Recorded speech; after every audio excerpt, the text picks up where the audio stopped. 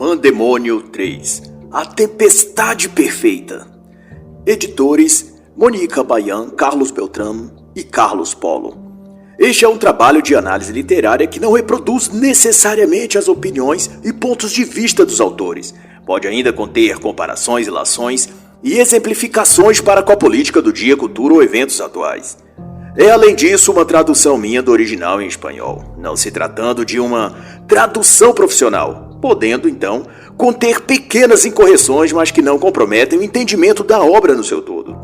Esta é uma compilação de vários autores que versa acerca da pandemia do vírus chinês de 2019 e 2020 e de como esta tem sido usada para estabelecer mudanças sociais, culturais, econômicas e até psicológicas na sociedade. E do ponto de vista dos editores, que se tem aqui, é uma defesa da liberdade. Um projeto para dar voz aos bravos combatentes que a cultura do cancelamento nas redes sociais tentam calar. E ao que se vê no transcurso dessa pandemia que se desenrolam narrativas políticas, falsas verdades e distorção descarada dos fatos, mas que ao mesmo tempo são encapsuladas muitas delas por uma camada emotiva e apelativa. Desde fomentação de medo a distrações fúteis e entretenimento. Tudo isso para amortecer o impacto que alterações sociais tão bruscas poderiam provocar.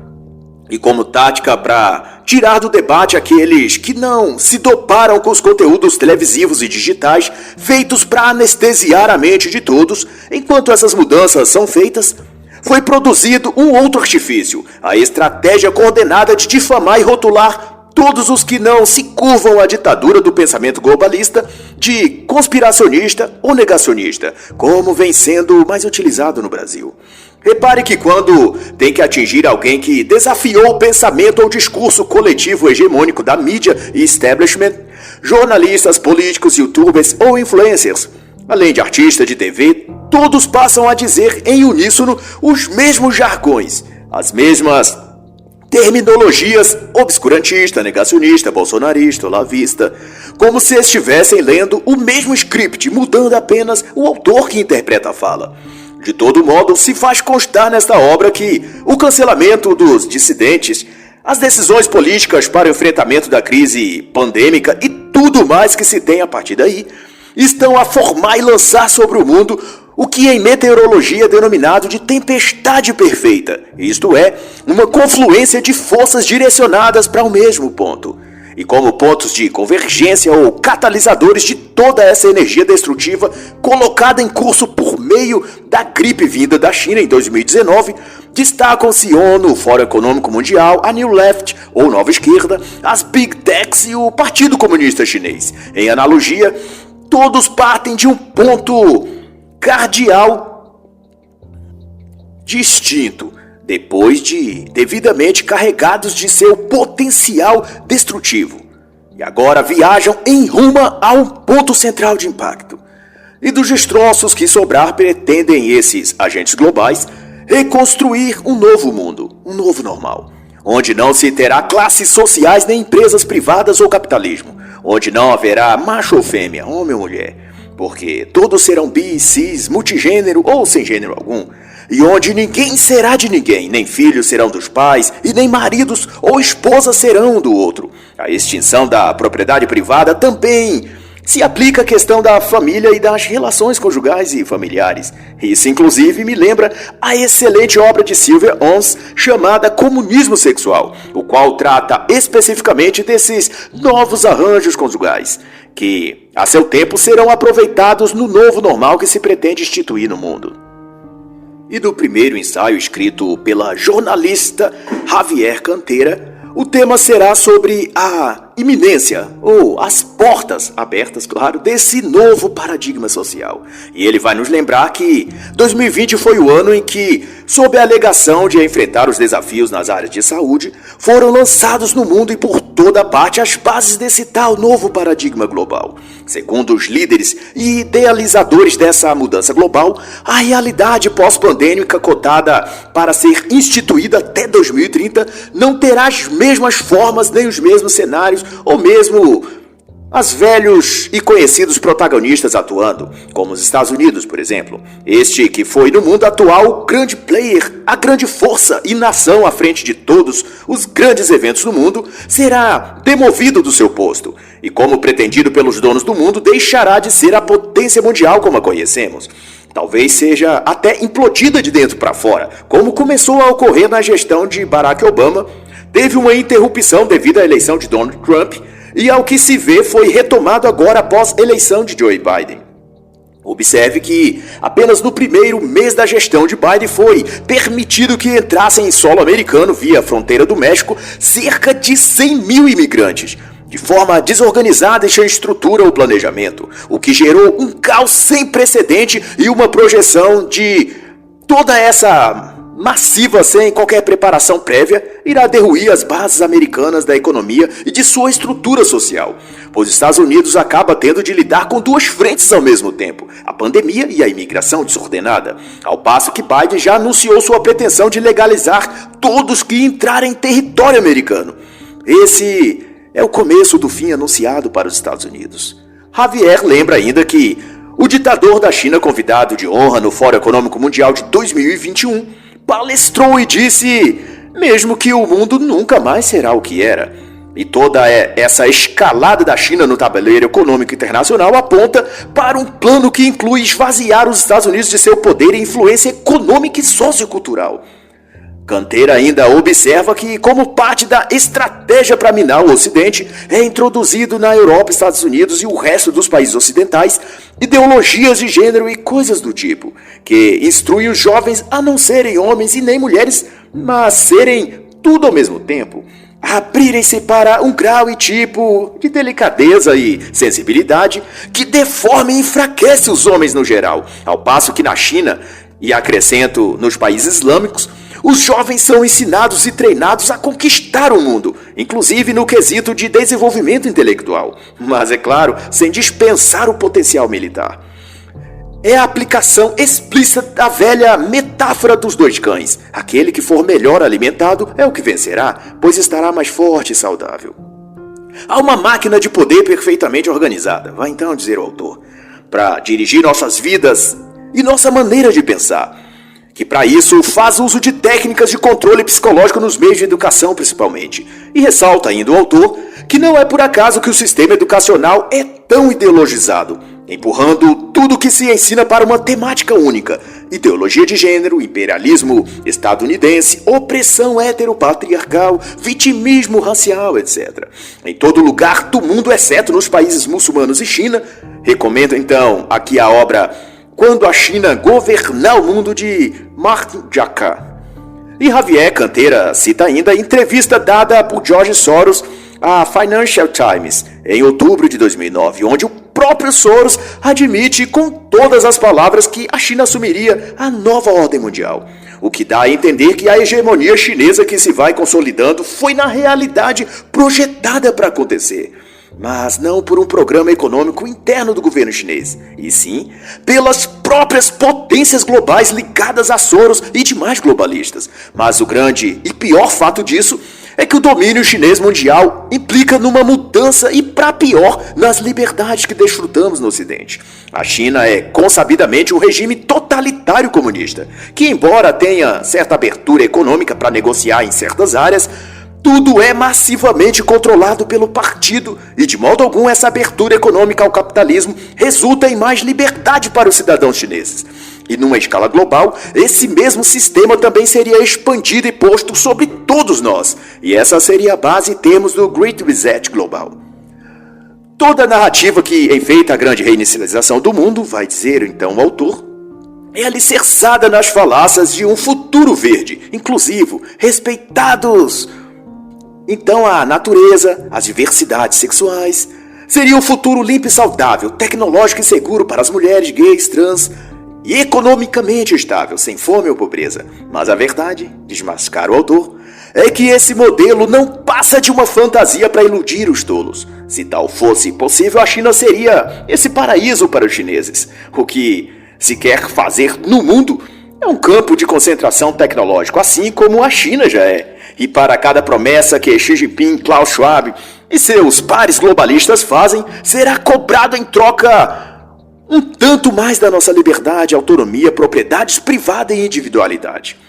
E esse aclamado novo normal não é nada menos que isso, a celebração de um novo contrato social entre governantes e governados, onde vendemos a eles nossas liberdades em troca de um futuro verde, saudável, próspero e sem violência.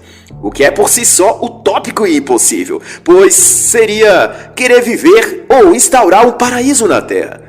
Só que qualquer paraíso, se habitado por pessoas falhas e pecadoras como nós, seria rapidamente transformado no inferno. Pois enquanto os seres humanos não sofrerem uma regeneração espiritual, coisa que só na eternidade será possível mediante a graça divina, enquanto isso não ocorrer, não haverá um novo jardim do Éden aqui na Terra. Pense para efeito de exercício mental no que ocorre quando pega-se um grupo pequeno de pessoas, homens e mulheres comuns, e os coloca para conviver num ambiente onde estão alimentados, onde podem se exercitar, lhes é dado, além do que comer e beber, conforto, onde dormir, relaxar e festas frequentes, onde podem extravasar, bebendo, dançando e até namorando entre si, como quiserem. O que ocorre nesse lugar? As pessoas desfrutam dali como se estivessem no paraíso? Não ocorre isso. Elas passam a eleger inimigos e fomentar intrigas, colocando-se umas contra as outras pelas razões mais banais, até o limite de se agredirem com palavras e até fisicamente. Ou seja, o paraíso na Terra não dura mais que alguns dias.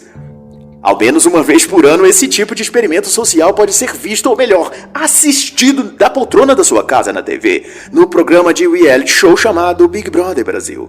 E, ao meu ver, retrata e exemplifica como nenhum paraíso pode ser mantido se habitado por seres levianos, imprudentes e desequilibrados como nós, a não ser que sejamos, pela graça divina, transformados em nosso espírito.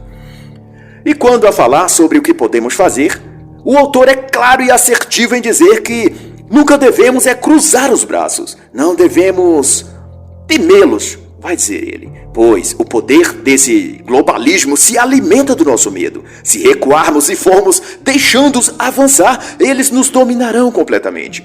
Se perdermos nosso medo, eles perdem seu poder. Enfatiza então o autor. E ao abordar especificamente o tema do Great Reset, ou Grande Reinicialização, desta vez discutido pelo também jornalista Marcial Sico, o destaque é dado ao Fórum de Davos, liderado por Klaus Schwab, e que reúne na cidade suíça os principais líderes empresariais, políticos internacionais, jornalistas e intelectuais selecionados para analisar os problemas do mundo desde 1971, com uma edição a cada ano.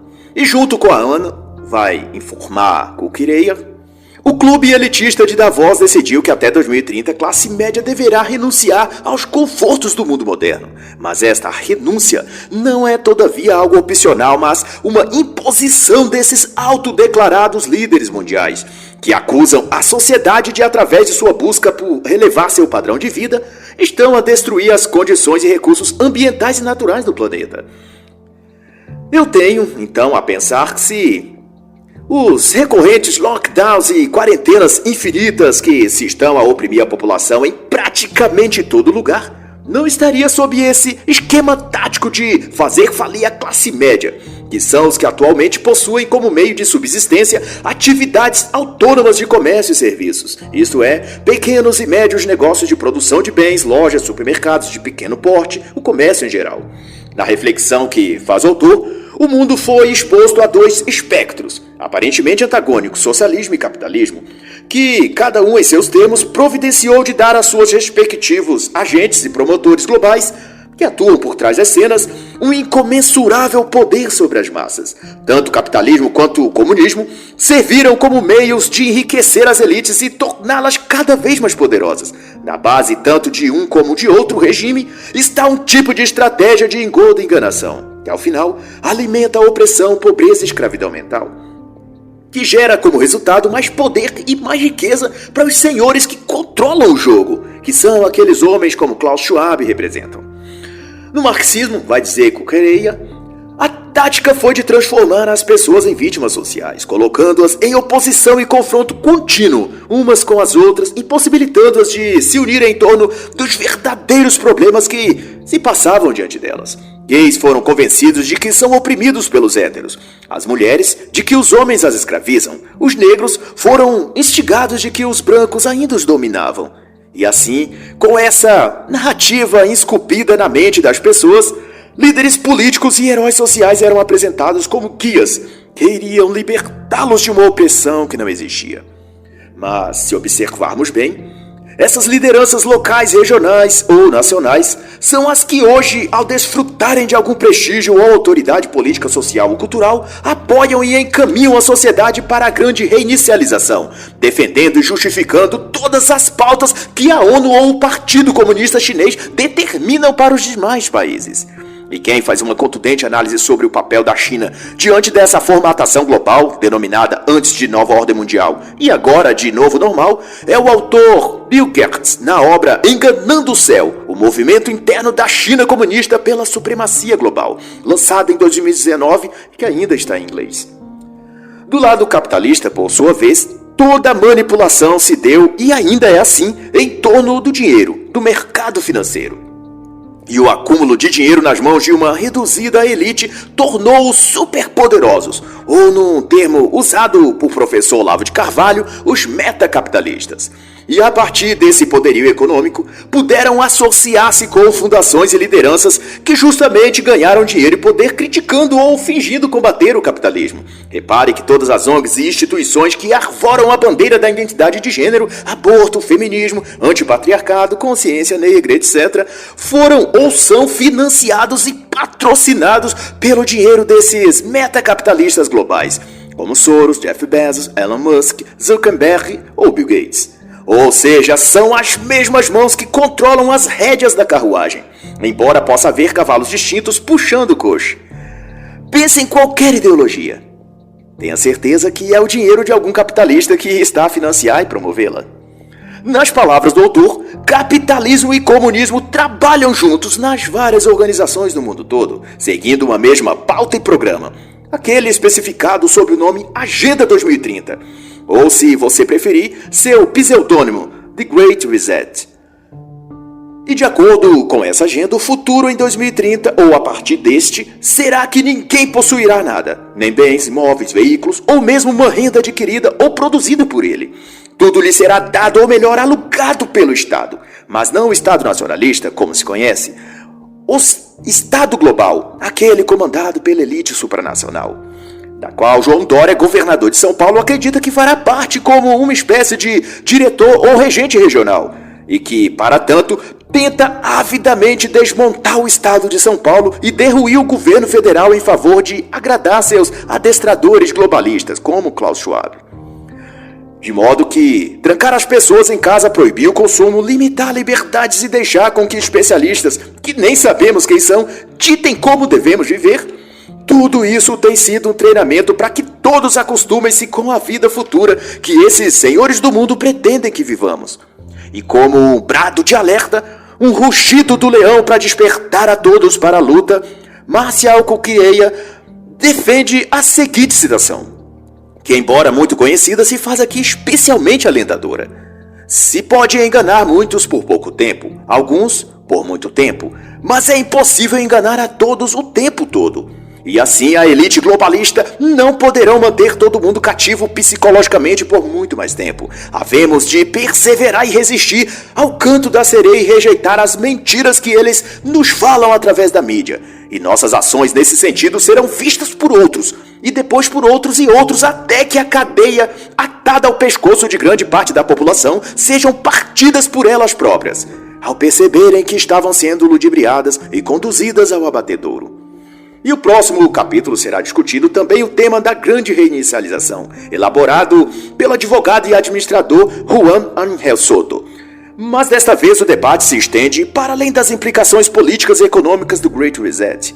Engel alerta que essa mudança global proposta se constitui também num projeto de escopo também pessoal, íntimo e de cunho interior para cada sujeito, a salvação espiritual, ou como queira dizer, a redenção dos seres humanos. Nesse sentido, a grande reinicialização do mundo propõe no seu conjunto de medidas também oferecer ao ser humano um escape emocional, uma espécie de porta aberta para sua alma, onde ele possa encontrar uma válvula de escape psicológica por onde externar suas crises e dúvidas decorrentes das mudanças que o próprio Great Reset provocarão em sua vida, mudando seus hábitos e rotina. Por trás de seu aspecto político, portanto, a reinicialização mundial e a Agenda 2030 reivindicam ser para a humanidade um plano de salvação. E é isso que está por trás das mensagens sobre o novo normal, que antes tenta convencer de que o mundo está um caos, perdido, e que não há jeito para restaurá-lo. É a dicotomia bíblica entre luz e trevas, de que a terra está sem forma e vazia, de que a escuridão toma conta de tudo e que é preciso, portanto, um novo céu e uma nova terra, onde luz e trevas não estarão mais em comunhão e em conflito. E essa abolição do mal seria então a extinção de tudo como conhecemos, as relações familiares, as interações sociais, a vida conjugal, a criação dos filhos, a fome e tipos de trabalho, enfim, tudo seria abortado, para em seu lugar criar-se um perfil comunitário de sociedade como as de Atos dos Apóstolos, em que ninguém tinha como seu nada o que possuísse. Antes, vendiam tudo o que tinha e depositavam aos pés dos apóstolos, para que fosse partilhado com toda a comunidade. E esse projeto messiânico parte do poder político, mas logo emerge nos aspectos morais e existenciais da vida. A obra de Klaus Schwab, Covid-19, a Grande Reinicialização, lançada em 2020, dá mostras disso, ao apelar para o sentimento humano, dramatizando sobre a pobreza no mundo, os danos florestais ou a escassez de recursos e alimentos. E a partir dessa base emocional, tenta-se convencer de que a reinicialização global é um renascimento de um novo tipo de seres humanos, mais solícitos, altruístas, desapegados dos bens materiais e em sintonia com a natureza e com os demais indivíduos humanos, animais e vegetais. Em outras palavras, são almas regeneradas, espíritos evoluídos, dignos então de viver no novo mundo. E a assertiva do autor quanto a isso, e muito pertinente, é de que se pode a princípio não parecer, mas esse tipo de chamamento toca no coração dessas gerações mais novas, que já nasceram numa sociedade destituída de valores e bases espirituais e familiares, que, portanto, mesmo sem admitir, sentem um vazio e necessidade de um farol que lhes guie e ilumine o caminho. São filhos nascidos em lares completamente desestruturados, sem a figura paterna ou criados pelos avós, quando não muito apenas pela mãe e a avó, cercados de irmãos mais novos, cada um de um pai diferente e tendo de trabalhar cedo para ajudar na criação deles, enquanto assiste sua mãe ou até irmã mais velha ou tias fazendo rodízio entre namorados, baladinhas, bebidas e barzinhos, sem nada a oferecer a esses jovens em termos de exemplo, conselhos ou metas para o futuro. É uma geração, portanto, que não conhece o seio familiar, a base espírita ou a redenção divina. E para essa juventude, a promessa de uma reinicialização do mundo soa como a voz que lhe guia para fora da tempestade, a tábua de salvação no mar que já destruiu toda a sua embarcação. Dizer a eles que o mundo está um caos, que as pessoas já não se amam ou não se respeitam e que o mundo mergulha na desordem e loucura, é pintar um retrato de sua própria realidade, de seu dia a dia, desde que ele se entende por gente. É por isso que tudo o que é revolucionário ou anárquico contra o sistema lhe chama a atenção e lhe é convidativo. É que nesses movimentos, partidos ou ideologias, ele pode gritar sua indignação contra o mundo, contra o caos.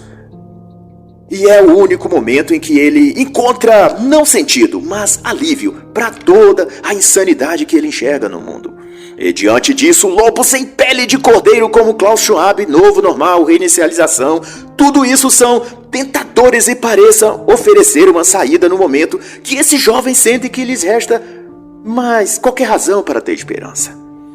E é para contrapor esse falso idealismo que eu enfaticamente recomendo e indico as obras Foge, Nick, Foge, de Nick Cruz, hoje pastor evangélico, mas antes líder de uma gangue em Nova York, e que teve de lidar com todas as revoltas, crises e violência que circunda a realidade dentro e fora de grande parte dos jovens. Eu mesmo fui ajudado por esse incrível livro e testemunho, quando em minha adolescência me deparei com estradas difíceis de percorrer e me senti tentado a seguir o caminho que eu via muitos outros seguirem.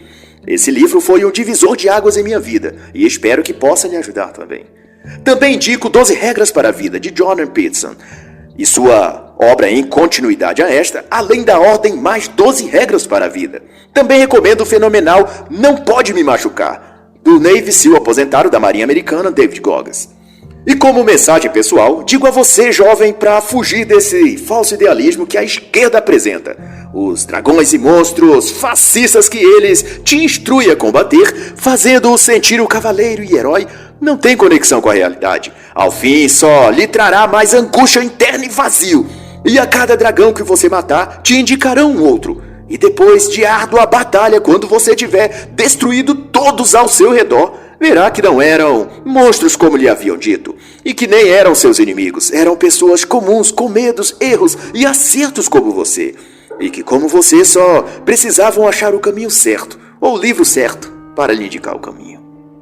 E tem nisso então o tópico abordado por um dos autores que eu mais aprecio, Pablo Munhoz Tuyeta, doutor em filosofia política, escritor e professor universitário. O tema de seu ensaio é a revolução da identidade e sua imposição global, que não, por mero acaso, está em consonância com sua brilhante obra Preso no Corpo Errado, ainda sem versão no português do Brasil, e que fala sobre o uso político e ideológico da ideologia de gênero. O autor aponta então que a questão da identidade de gênero está no cerne da Agenda 2030 e se faz uma de suas principais metas. No referido documento, o Objetivo 5 e o Objetivo 10 tratam especificamente de igualdade de gênero e redução das desigualdades. Mas o alerta do autor vai no sentido de que essa agenda não se propõe a igualar direitos ou coisa do tipo. Ela pretende impor um novo padrão de sexualidade onde são desfeitas as características de homem e mulher e todas as relações humanas entre os sexos seja pautada a partir disso. Ou seja, o novo normal passa a ser o trans, o cis, o bi ou algo do tipo, e o diferente, estranho ou não recomendado passa a ser a coisa tida e proclamada como normal, ou na melhor das hipóteses, o novo normal, como tanto se apregou por aí. Nas palavras do autor, ao se tornar a filosofia fundadora da agenda global, todo o meio político e jurídico passam a ser forçados a seguir esse parâmetro de que não é a constituição biológica do ser humano que determina o seu sexo, mas a tal ideologia de gênero. E, por obstante, a Agenda 2030 passa a ser, então, um movimento de revolução cultural, onde os paradigmas sociais, políticos e culturais são refeitos sob o prisma dessa ideologia, ao passo que toda a sociedade não apenas é convencida, mas pressionada por lei a aderir a essas mudanças comportamentais. Qualquer que chame seu filho ou filha pelo seu nome de batismo, por exemplo, ao invés de pelo nome social que ela escolheu, pode ser condenado diante da justiça e até perder a guarda, no caso de o filho ser menor de idade. E ainda pior, vai se construindo através do ativismo judicial uma camada protetora ou campo de força que blinda essa ideologia de ser questionada ou sequer debatida. Se alguém se contrapõe no YouTube, o vídeo é removido e o canal sofre strike. Se alguém posta um texto sobre a questão no Facebook, ainda que seja um médico, psicólogo, psiquiatra, biólogo ou o que for, seu perfil é deletado e seu post excluído. E se o tweet, postagem ou vídeo tiver a autoria de alguém com cargo em universidade, ele é prontamente exonerado em nome da igualdade e da não discriminação de gênero. Em nome do ódio do bem, como se diz por aí. Toda essa perseguição aos héteros e aos homens em particular é permitida. Judith Butler, personagem ícone desse movimento, afirmou em sua obra que a sociedade é quem rotula e impõe um sexo biológico e então obriga a pessoa a viver de acordo com essa expectativa que lhe é imposta. E cabe porquanto às pessoas se libertarem dessas normas opressivas e construir sua nova e verdadeira identidade. Mas veja que, como revela o autor, tudo é feito em nome da liberdade, o que justifica, sim, os ativistas dessa agenda lutarem de que modo for necessário para implantar suas pautas.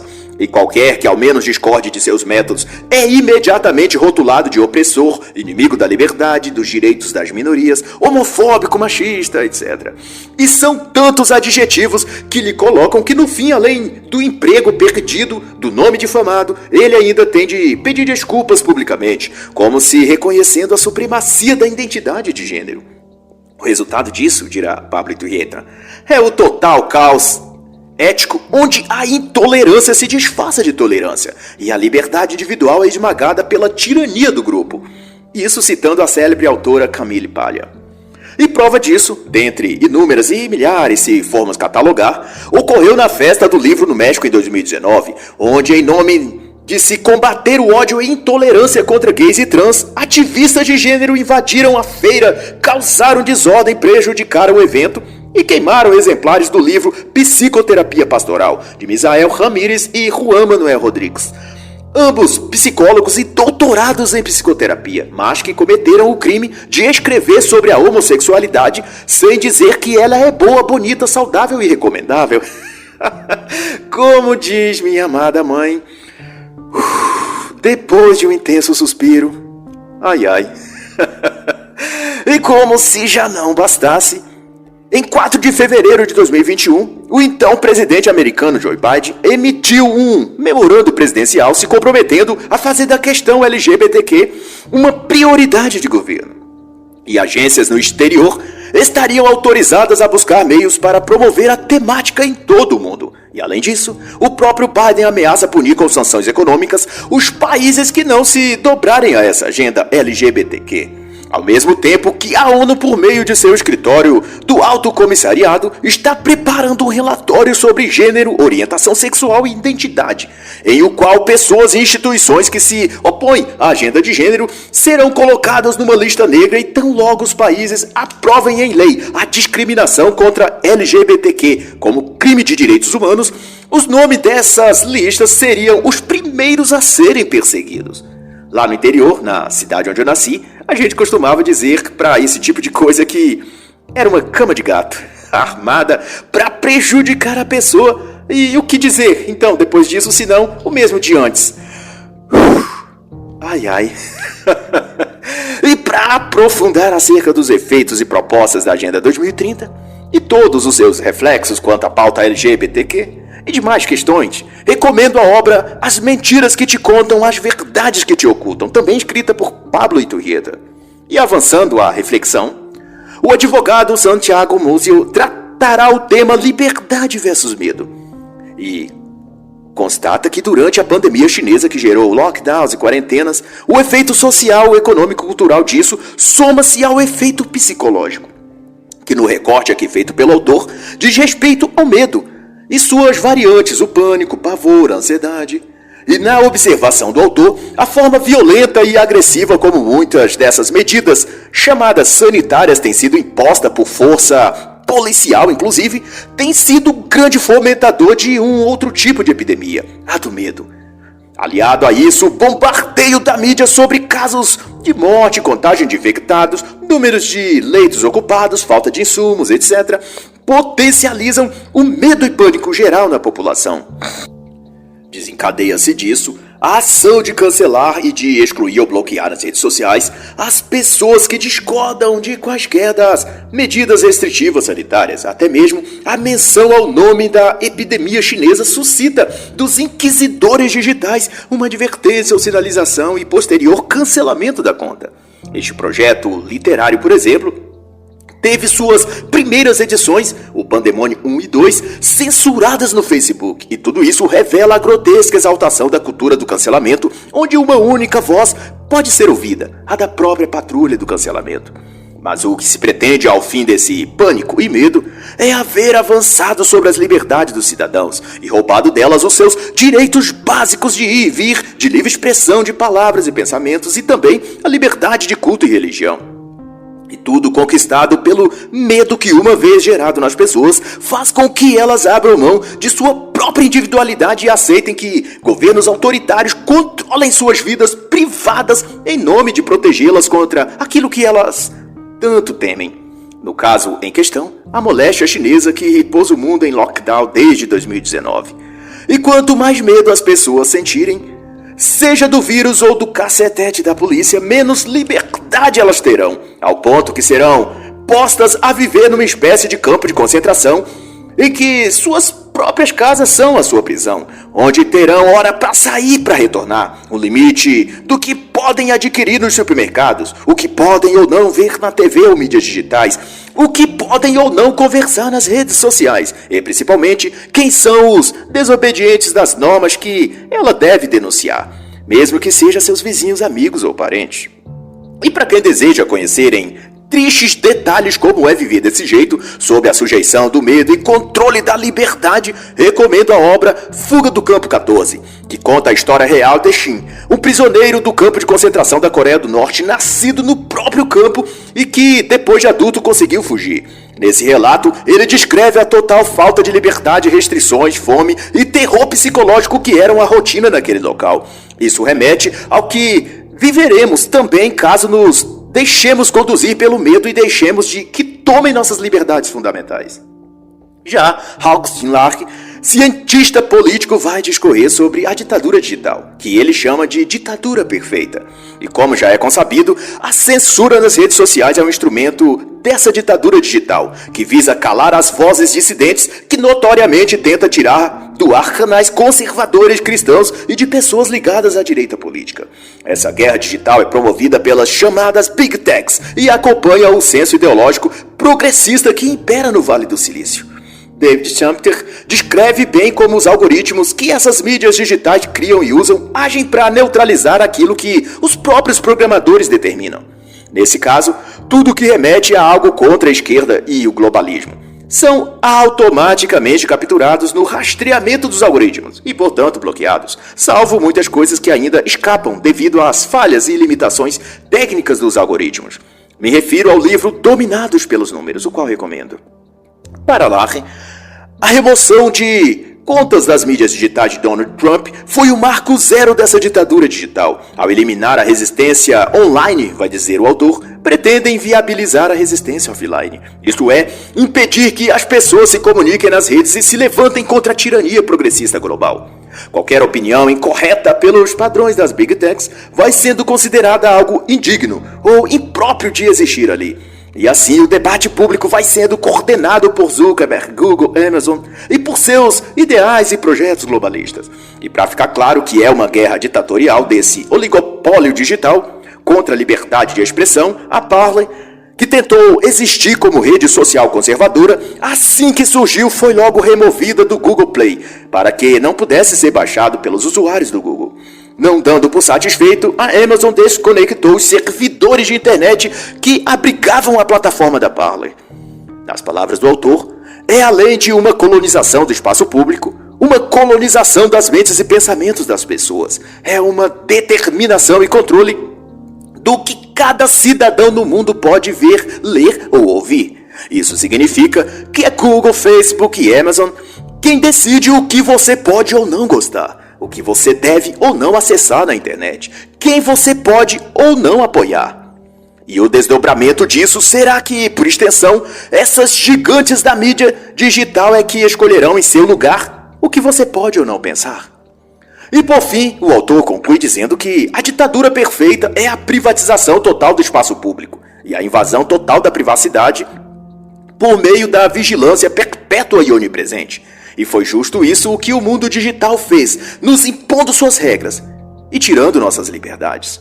Já o filósofo político David Thunder vai conceituar sobre o lockdown, que ele denomina como o erro político mais catastrófico dos últimos tempos. Em sua reflexão, ele pontua que o Fique em Casa surgiu no início de 2020, quando especialistas recomendaram que essa seria a única maneira de combater a rápida disseminação da síndrome respiratória vinda da China, e que apesar dos custos pessoal e econômico, iria salvar vidas. E assim, em nome da saúde pública e da coletividade, todos foram confinados em suas residências, os comércios foram fechados e a quarentena de 15 dias foi estabelecida. A grande questão é que os políticos e especialistas tomaram gosto pela coisa e resolveram dar mais uma esticadinha. Não porque havia funcionado, ao contrário, os números de contágio não param de aumentar, mas porque líderes de todo lugar tiveram algum tipo de catarse ou experiência orgásmica profundamente impactante, ao brincarem de deuses ou de ditadores, e como uma criança em posse de um brinquedo novo, não querem mais largá-lo. Dormem e acordam com o brinquedinho do lockdown nas mãos, sonhando com o próximo orgasmo quando apertarem o botão do Fique em Casa. Como Guilherme Fiuza, célebre jornalista, escreveu, são os oráculos ou sacerdotes da seita da Terra Parada, cuja pretensão é parar tudo, imobilizar o mundo, paralisar a vida, porque tem algum tipo de fetiche ou fantasia sexual de que quando vem tudo indo mal e a economia completamente falida, sentem alguma alta carga de endorfina, serotonina ou qualquer outro desses hormônios associados ao prazer. O fato é que, para além do debate da eficácia ou não das campanhas de confinamento apoiadas pela mídia, está que os danos colaterais dessas medidas ultrapassam os da própria doença. O que levanta suspeitas de que, por trás desses sucessivos fechamentos e restrições, pode estar a correr um projeto ou agenda muito menos nobre do que salvar vidas. Uma dessas consequências, e talvez seja essa a intenção oculta, é a escalada da pobreza e da miséria no mundo. O número estrondoso de pessoas, inclusive crianças, literalmente passando fome no mundo em decorrência do impedimento dos comércios funcionarem. E como é óbvio, a marcha dos países rumo a uma recessão global pior que a da Segunda Guerra. Mas, porém, se alinharmos isso com as declarações de ódio explícito da esquerda globalista contra o capitalismo e juntarmos com as metas pretendidas pelo senhor Klaus Schwab e líderes globais expostas no documento The Great Reset, apresentadas no Fórum Econômico Mundial de 2021, somos levados a desconfiar de que há um paralelo entre uma e outra coisa, pois o referido documento salvaguarda um modelo e padrão econômico feito a surgir a partir do fim do capitalismo. E isso implica a extinção das médias e pequenas empresas e a planificação da economia, num padrão que chamam de economia verde, que nada mais é do que a velha e proposta do comunismo, só que agora repaginada e vestida de uma lingerie sexy para atrair os novos clientes. Mas no fundo, por baixo do corpete da cinta ligue do batom vermelho, está aquela mesma e conhecida prostituta da esquina, com seu lubrificante e acessórios nas mãos, esperando o centésimo da fila disposto a pagar pelos seus serviços. E muitos foram já os seus clientes: Cuba, Coreia do Norte, Venezuela, Rússia, China, Argentina. Portanto, é possível que nessa boate de quinta categoria, o lockdown seja apenas a cama onde deitam os políticos e suas meretrizes numa orgia maquiavélica contra o capitalismo. E assim, confinamento, toque de restrição, fique em casa, são só eufemismos para o que está sendo feito uma grande prisão domiciliar, sob os moldes de campo de concentração, tutelado pelos governos estaduais e a juristocracia. E assim encerra a análise da obra Pandemônio 3, A Tempestade Perfeita. Mônica Bayan, Carlos Beltramo e Carlos Polo.